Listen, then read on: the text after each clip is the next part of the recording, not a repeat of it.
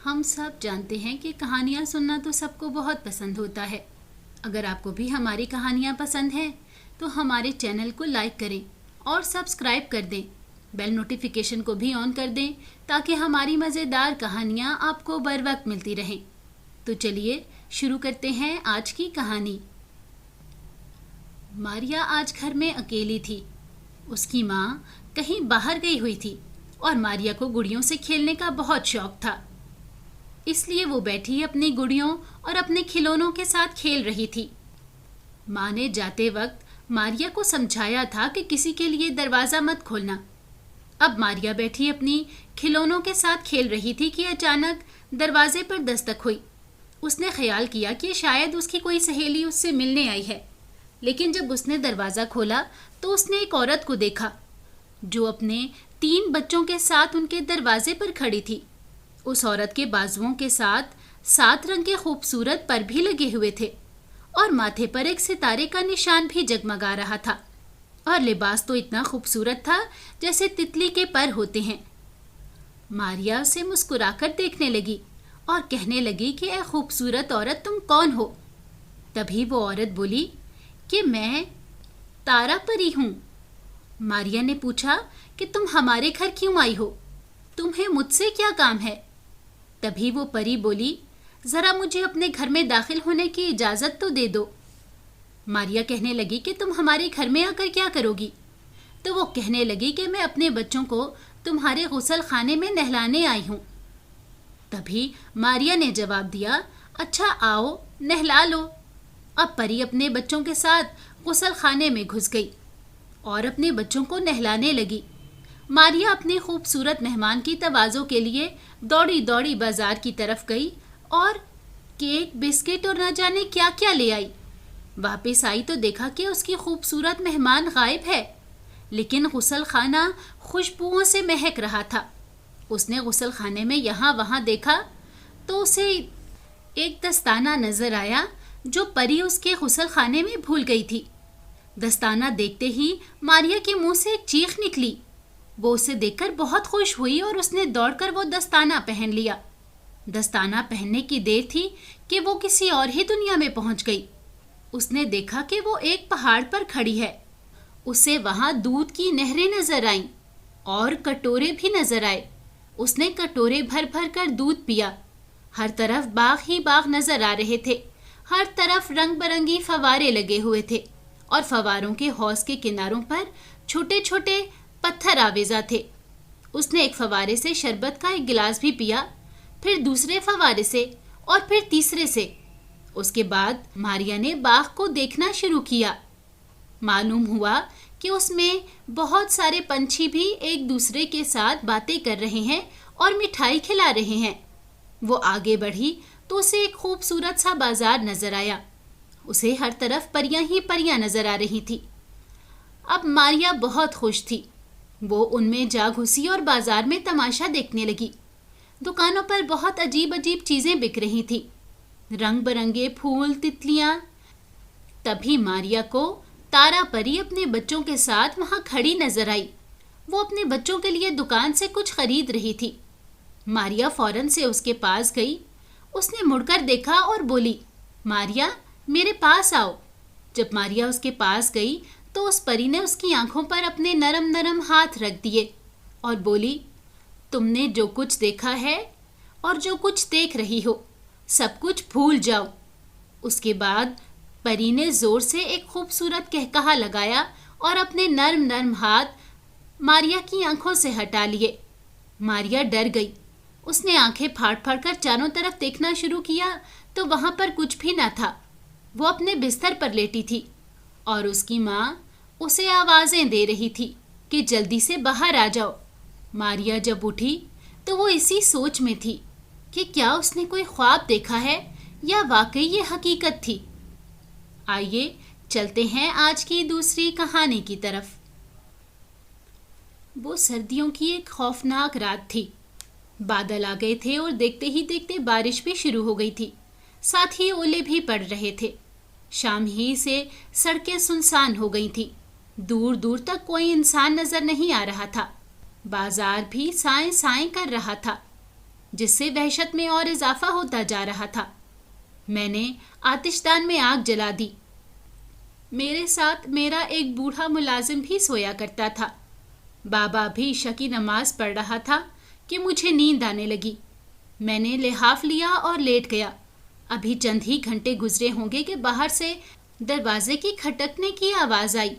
مجھے لگا شاید ہوا چل رہی ہے، اسی لیے دروازہ زور زور سے بج رہا ہے، لیکن اس کے بعد تو کسی نے اتنی زور زور سے کنڈی بجائی کہ اللہ معافی، مجھے تو خوف نے اپنی لپیٹ میں لے لیا۔ میرا بوڑھا ملازم جسے میں بابا کہتا تھا وہ اٹھ کر بیٹھ گیا اور اس نے آواز دی کہ کون ہے۔ بابا کی آواز کے ساتھ ہی کنڈی بجنا بند ہو گئی۔ وہ اٹھا اور اس نے پھر آواز دی کہ کون ہے، اور دروازہ کھول کر باہر جھانکا۔ دروازہ کھلتے ہی تیز ہوا زناٹے سے اندر داخل ہوئی اور کمرہ ہوا سے بھر گیا۔ ہوا میں ایک چیختی چلاتی آواز سارے کمرے کا چکر کاٹ رہی تھی۔ پھر ایک دم ہی جیسے غبارے سے ہوا نکل جاتی ہے، اس نے کمرے کی ہر چیز کو الٹ پلٹ کر دیا۔ ساری دیوار کی چیزیں زمین پر آن گری۔ بابا نے جلدی سے دروازہ بند کیا اور کہا کہ کون ہے، لیکن کوئی جواب نہیں آیا۔ بابا کچھ دیر کھڑا رہا، پھر آ کر پلنگ پر لیٹ گیا اور مجھے آواز دی کہ بیٹا کوئی نہیں ہے۔ میں تو دم سادھے لیٹا ہوا تھا۔ اس کے بعد اس نے 3 تالیاں بجائیں اور اس کے بعد خراٹے لینے لگا۔ میں کچھ دیر جاگتا رہا، مجھے نہیں معلوم کہ میری آنکھ لگ گئی۔ اس واقعے نے مجھے بہت دنوں تک پریشان کیے رکھا۔ بابا نے بتایا تھا کہ بدروحیں ہوتی ہیں جو ویران راتوں میں بستی والوں کو آ کر پریشان کرتی ہیں۔ اس واقعے کے 3 ہفتے کے بعد میں رات کو ہاسٹل سے گھر آ رہا تھا۔ عشاء کا وقت ہو گیا تھا۔ میرے دوست بھی میرے ساتھ تھے جو پھاٹک تک میرے ساتھ آئے۔ اس کے بعد خدا حافظ کہہ کر اپنے راستے پر چلے گئے۔ میں سائیکل پر سوار ہوا اور گھر کی طرف روانہ ہو گیا۔ سڑک پر بجلی کے کھمبے روشن تھے، لیکن سردی کی وجہ سے ان کی روشنی بھی کچھ کم ہو گئی تھی۔ کبھی کبھار کوئی آدمی گزرتا تو سڑک کی ویرانی کم ہو جاتی، اور جیسے ہی وہ نظروں سے اوجھل ہوتا تو سڑک دوبارہ سے سائیں سائیں کرنے لگتی۔ ابھی میں تھوڑی ہی دور گیا تھا کہ میں نے دیکھا مجھ سے کچھ دور کے فاصلے پر ایک آدمی کوئی ڈنڈا لیے میری طرف آ رہا ہے۔ مجھے ڈنڈا تو صاف نظر آ رہا تھا، لیکن آدمی نظر نہیں آ رہا تھا۔ میں سڑک پر بائیں طرف کو چل رہا تھا اور وہ اسی طرف ڈنڈا لیے آ رہا تھا۔ میں نے سائیکل کو بائیں طرف کر دیا تو میں یہ دیکھ کر حیران ہو گیا کہ وہ ہاتھ بھی اسی طرف کو ہو گیا۔ مجھے صرف ہاتھ نظر آ رہا تھا۔ ابھی میں مڑا ہی تھا کہ میں نے محسوس کیا کہ میری سائیکل کو کوئی اپنی طرف کھینچ رہا ہے۔ میں نے بہت زور لگایا، لیکن میری سائیکل 1 انچ آگے نہ بڑھی۔ میں سائیکل سے زمین پر گر پڑا۔ اس کے ساتھ ہی مجھے خوفناک آوازیں سنائی دینے لگی۔ آوازیں سنتے ہی میں زور سے چیخا اور زمین پر گر گیا۔ قریب کے گھروں میں سے ایک آدمی نکل کر آیا۔ میں تو نیم مردہ حالت میں زمین پر پڑا تھا۔ لوگوں نے مجھے اٹھایا اور میرا حال دریافت کیا۔ میں نے مری ہوئی آواز میں بتایا کہ میں ٹھیک ہوں۔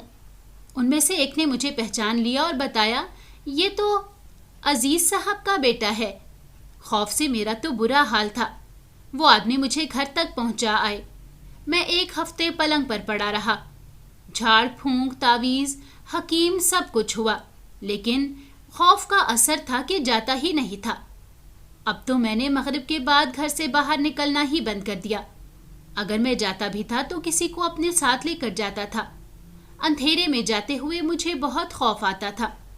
رات کو سوتے وقت مجھے وہی خوفناک آوازیں تنگ کرنے لگتی تھی، میرے کانوں میں گونجنے لگتی تھی۔ ایک دن صبح 8 بجے میری کلاس تھی۔ میں دیر ہو گیا تھا، اس لیے تیزی سے سائیکل پر جا رہا تھا۔ جیسے ہی کالج میں داخل ہوا، وہاں بائیں طرف ہی ایک املی کا بڑا سا درخت تھا۔ ابھی میں اس درخت سے کچھ فاصلے پر تھا کہ دھم سے ایک آدمی اس درخت پر سے کودا اور اس کے جسم پر سے سر غائب تھا اور وہی ڈنڈا اس کے ہاتھ میں تھا۔ کچھ دور میرے وہ آگے آگے چلا اور پھر غائب ہو گیا۔ میں نے وہیں سے سائیکل موڑی اور پکی سڑک پر آ گیا۔ سائیکل کھڑی کی اور سیدھا کلاس میں چلا گیا۔ میرا دل بری طرح دھڑک رہا تھا۔ میں پسینے سے شرابور تھا اور میرا دماغ کام ہی نہیں کر رہا تھا۔ اس واقعے کے 2-4 دن بعد کی بات ہے کہ میں کالج کی لائبریری میں کتابیں واپس کرنے اوپر والی منزل میں گیا اور اپنی باری کا انتظار کر رہا تھا کیونکہ کاؤنٹر پہ رش تھا۔ میں نے دیکھا کہ ایک بہت ہی بھدی سی شکل کا لڑکا میرے پیچھے کھڑا ہے۔ 2 کتابیں اس کے الٹے ہاتھ میں تھیں اور وہی ڈنڈا اس کے سیدھے ہاتھ میں تھا۔ میں ڈنڈا دے کر ایک دم گھبرا گیا اور بغیر کتابیں واپس کیے ہی جلدی سے واپس آ گیا۔ اب تو میری حالت غیر ہو گئی۔ میں اکیلا کہیں بھی نہ جاتا۔ رات میں مجھے ڈر لگتا۔ کالج کے ایک دوست کے ساتھ جاتا اور ایک کلاس سے دوسری کلاس میں بھی جاتے ہوئے وہ میرے ساتھ ہی ہوتا۔ شام کو نکلنا تو میں نے بند ہی کر دیا تھا۔ اب ایک خوف ہر وقت میرے ساتھ سائے کی طرح رہتا تھا۔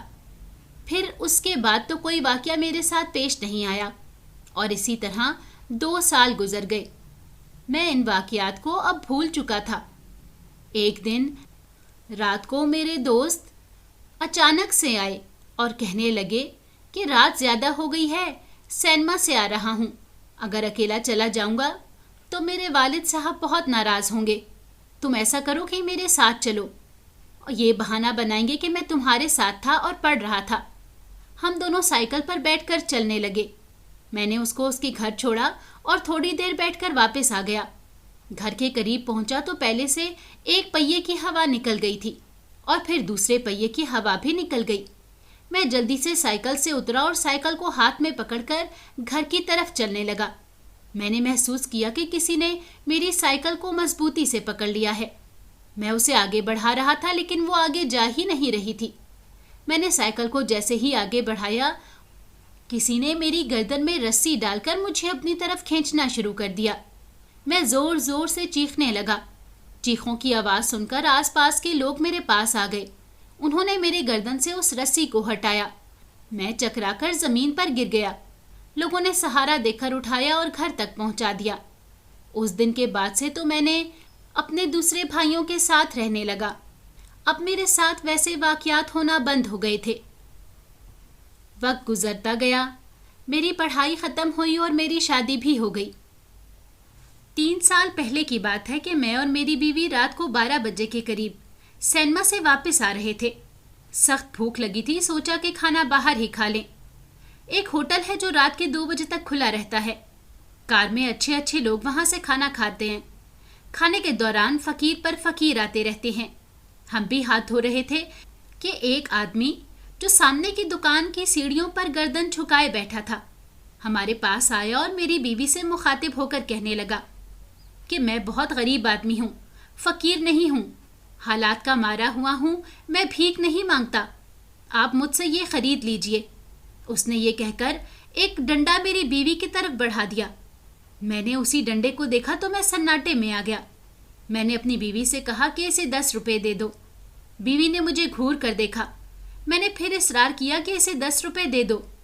بیوی نے اسے 10 روپے دیے اور اسی ڈنڈے کو پیچھے کی سیٹ پر ڈال دیا۔ بل ادا کر کے ہم فوراً وہاں سے چل دیے۔ مجھے ہر دم یہ خیال ستا رہا تھا کہ یہ ڈنڈا پھر کوئی نئی مصیبت نہ لے آئے۔ راستے میں میری بیوی مجھ سے سوال پہ سوال کرتی رہی۔ میں نے صرف اسے اتنا کہا کہ چپ ہو جاؤ، میں گھر جا کر بتاؤں گا۔ گزشتہ 25 سال کے واقعات ایک ایک کر کے میرے سامنے آ رہے تھے اور خوف مجھے اپنی لپیٹ میں لے رہا تھا۔ گھر آ کر میں نے اپنی بیوی کو ساری کہانی تفصیل سے سنا دی۔ اس کے بعد کوئی واقعہ میرے ساتھ پیش نہیں آیا، لیکن وہ ڈنڈا میرے پاس آج بھی محفوظ ہے۔